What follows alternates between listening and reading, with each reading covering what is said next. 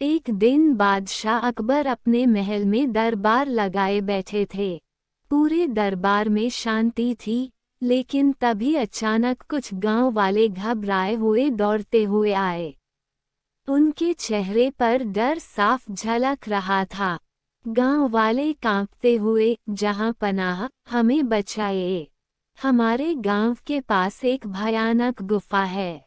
वहां जो भी जाता है कभी लौटकर नहीं आता। ये सुनकर पूरे दरबार में सन्नाटा छा गया। वजीरों और मंत्रियों के चेहरों पर चिंता के भाव आ गए। अकबर, क्या ये कैसे हो सकता है? क्या किसी ने वहां जाने की कोशिश की? गांव वाले, हाँ, जहां पनाह, हमारे कई लोग वहां गए, लेकिन कोई वापस नहीं लौटा।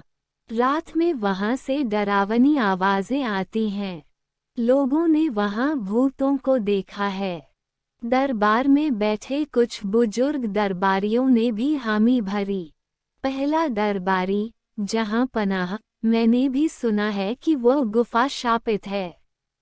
दूसरा दरबारी, बचपन से ही लोग कहते आए हैं कि वहां प्राचीन खजाना छुपा है और उसे भूतों ने अपने कब्जे में कर लिया है।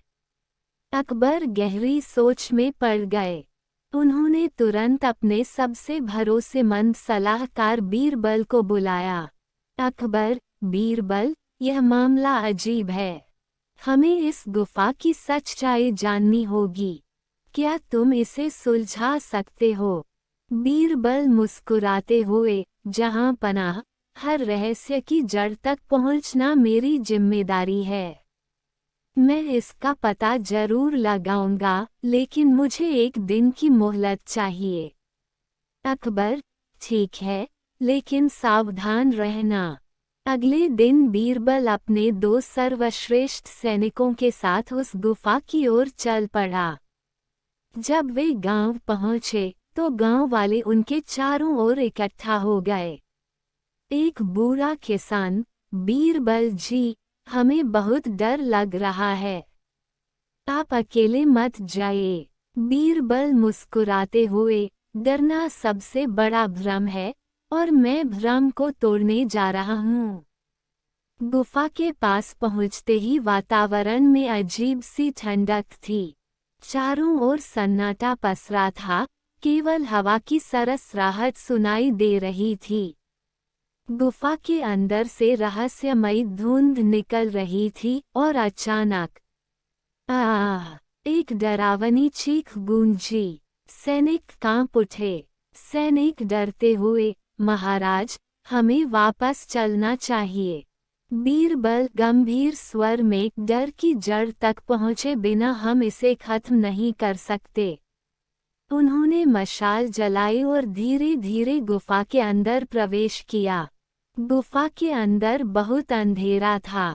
बीरबल हर चीज को ध्यान से देख रहा था। तभी दीवारों से एक अजीब सी सरसराहट हुई। जो इस गुफा में आया, वह जिंदा नहीं बचेगा। एक गहरी और डरावनी आवाज गूंजी। सैनिक डरकर पीछे हटने लगे, लेकिन बीरबल ने उन्हें रोका। बीरबल शांत स्वर में, यह आवाज नकली लग रही है। उन्होंने चारों ओर देखा। गुफा की दीवारों में छोटे छोटे छेद थे, जिनमें से हवा टकरा रही थी और डरावनी आवाजें पैदा हो रही थीं। थोड़ा और आगे बढ़ने पर बीरबल ने देखा कि एक परछाई हिल रही है। वह धीरे धीरे आगे बढ़ा और पास जाकर देखा। सामने का दृश्य चौंकाने वाला था। गुफा के अंदर कुछ डाकू छिपे थे, जो चोरी का सामान छुपा रहे थे। डाकू सरदार गुस्से में, बीरबल, ये यहाँ कैसे आ गया? डाकुओं ने देखा कि बीरबल अकेला था, तो वे उस पर हमला करने बढ़े। लेकिन तभी बीरबल ने अपनी तलवार निकाल ली और बोला, बिना सोचे समझे हमला मत करना, वरना अंजाम बहुत बुरा होगा। डाकू ठिठक गए। बीरबल ने तुरंत महल जाकर अकबर को सारी जानकारी दी। अकबर, तो ये सब डाकुओं की चाल थी।